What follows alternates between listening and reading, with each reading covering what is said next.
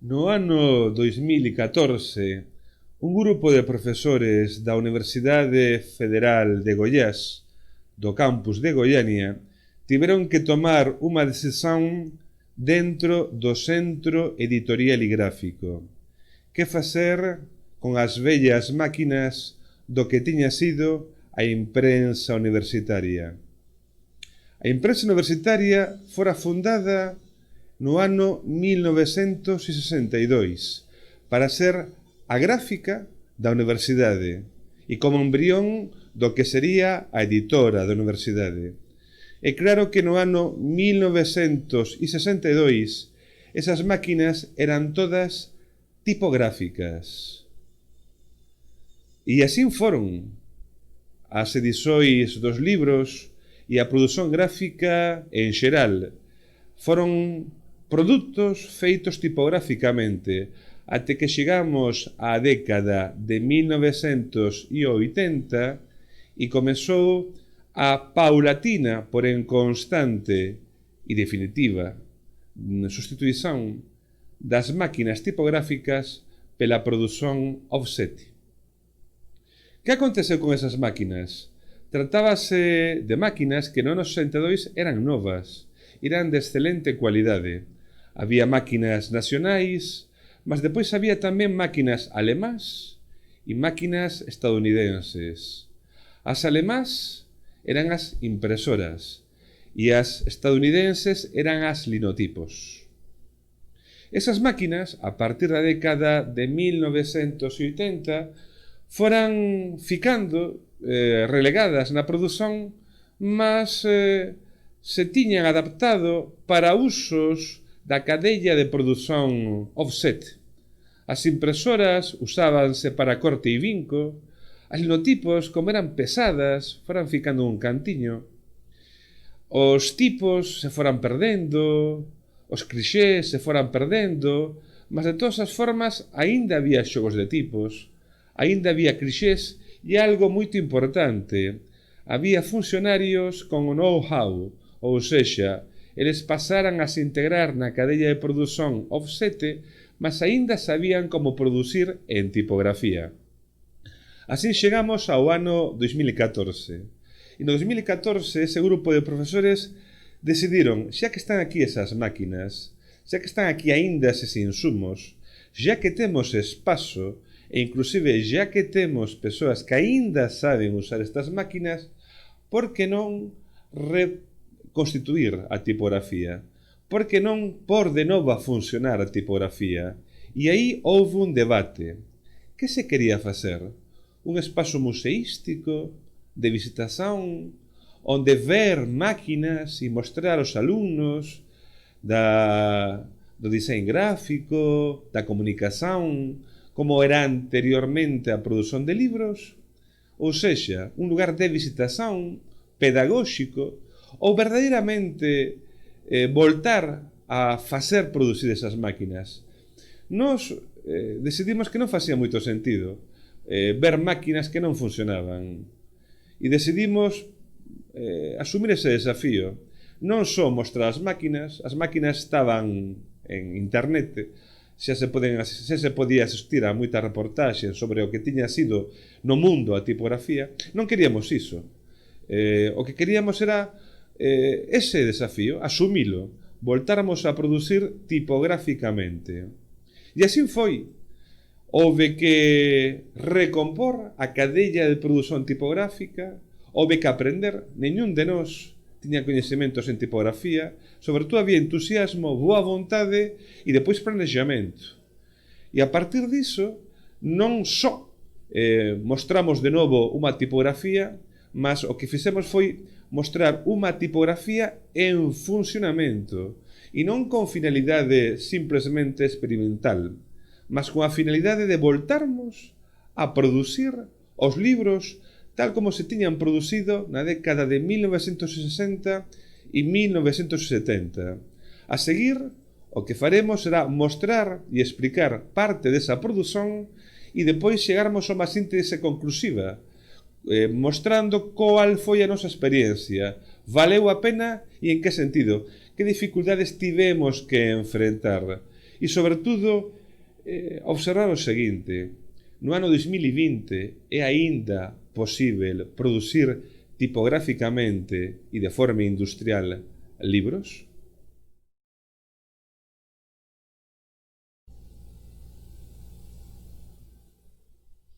Essa iniciativa de recuperação da tipografia foi muito bem recebida pela comunidade universitária. E ao longo desses 4 anos de trabalho, conseguimos produzir cerca de 20 livros dentro da composição tipográfica, exclusivamente com composição tipográfica. Mas esses livros todos se resumiam a livros da área de humanidades e principalmente literatura, em particular poesia. E aproveitando então esse bom momento da tipografia e do nosso ateliê tipográfico, a gente quis também se pôr um novo desafio. Era recorrente entre os professores das áreas de engenharia e tecnologia uma queixa de que a editora universitária não publicaria livros das áreas técnicas, em função, inclusive, do catálogo da editora ser muito pobre em livros técnicos. Então a gente quis aproveitar esse prestígio da reinauguração do ateliê tipográfico, na verdade da criação do ateliê tipográfico, e também emprestar esse apelo artístico da composição para tentar atrair a atenção dos nossos colegas das áreas de engenharia e tecnologia para a publicação de livros técnicos. Foi-se então criada uma coleção própria, chamada Coleção Engenheiros, que também tinha como intuito emprestar o prestígio de grandes nomes da história da engenharia para atrair a atenção dos possíveis leitores da área. Seguindo então como primeira iniciativa, nós partimos para a criação, para a composição do livro do Nikola Tesla, Motor Eletromagnético, que é o livro que consistiu da tradução da primeira patente do Nikola Tesla sobre máquinas de corrente alternada.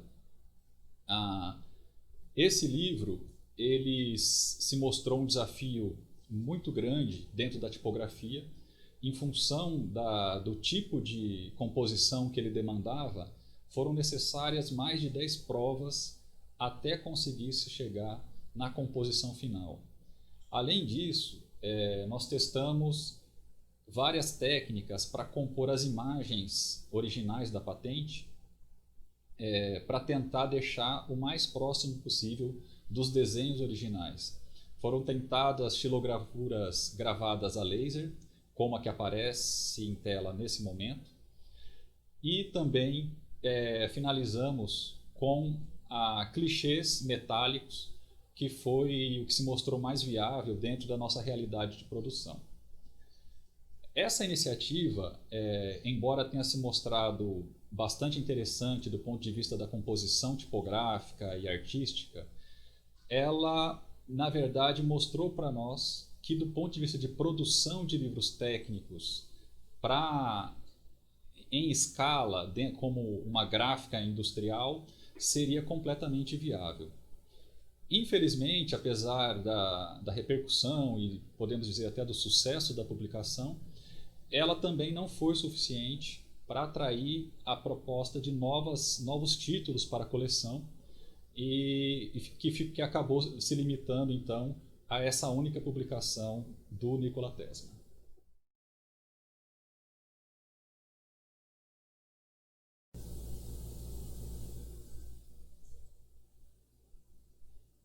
Enfim, como conclusões, a respeito da coordenação do espaço museológico, do ateliê tipográfico como produção, de livros eu, como coordenador do ateliê tipográfico, tivemos algumas experiências, no nosso caso, muito interessantes. Nós que nunca havíamos pisado num ambiente gráfico, de produção gráfica, né?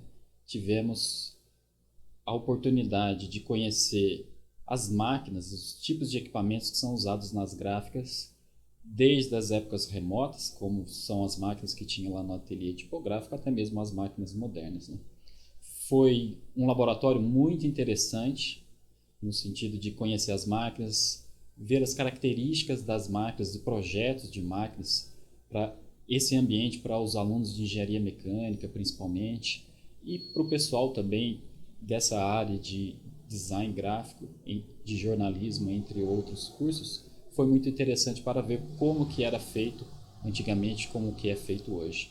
As pessoas, via de regra, independentemente sejam professores, alunos, se tinha ou não tinha já havido um contato anterior com esse tipo de máquina, né?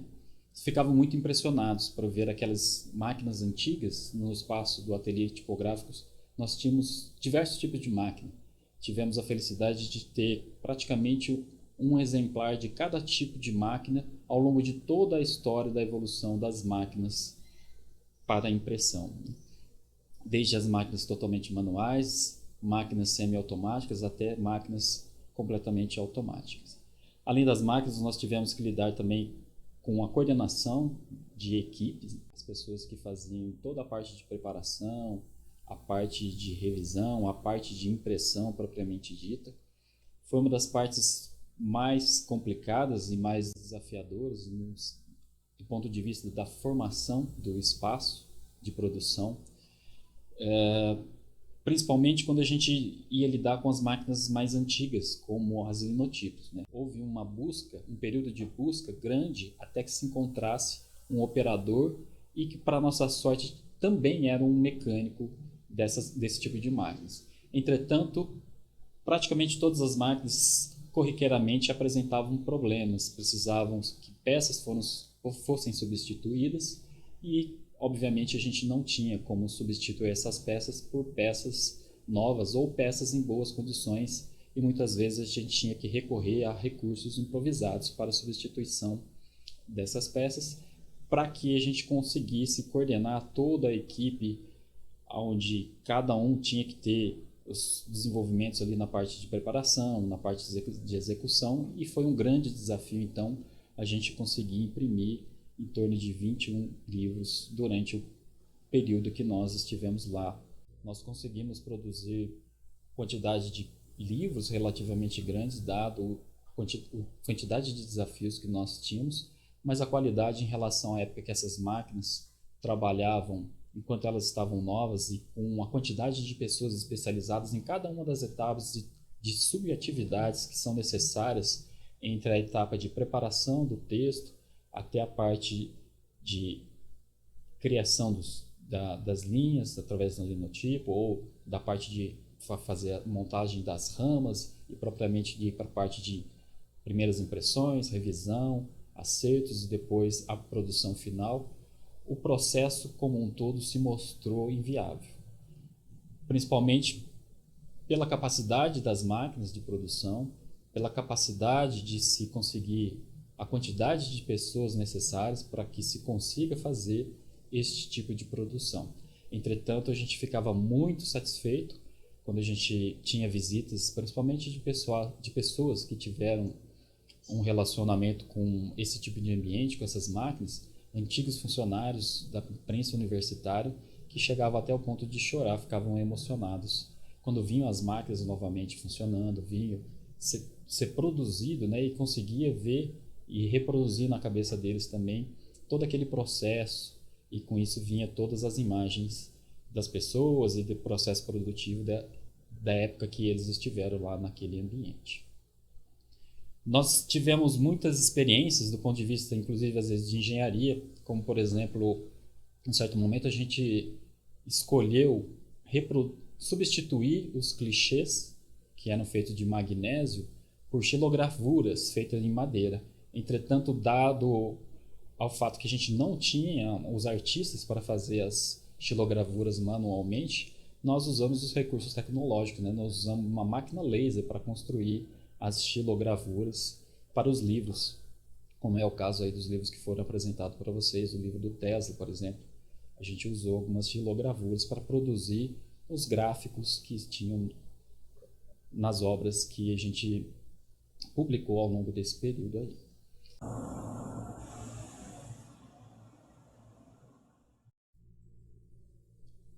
Enfim, como relato de experiência de coordenador do espaço museológico e de produção dos livros com tipografia, o que a gente pode dizer é que, do ponto de vista histórico, cultural, como experiência pessoal, para mim, que coordenei o espaço durante o período, para aqueles que trabalharam e também para aqueles que visitaram,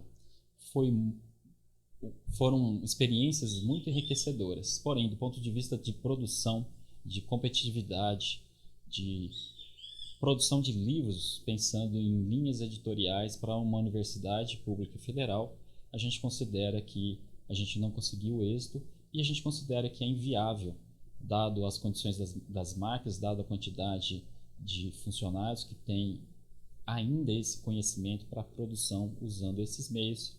Hoje, no século XXI, é inviável que a gente consiga produzir livros. A gente consegue produzir muito bem experiências em todos os âmbitos, para todos os públicos. Entretanto, do ponto de vista de produção, a gente considera que o ambiente, esse tipo de maquinário, para que a gente consiga, usando tipografia, produzir livros, neste momento é inviável.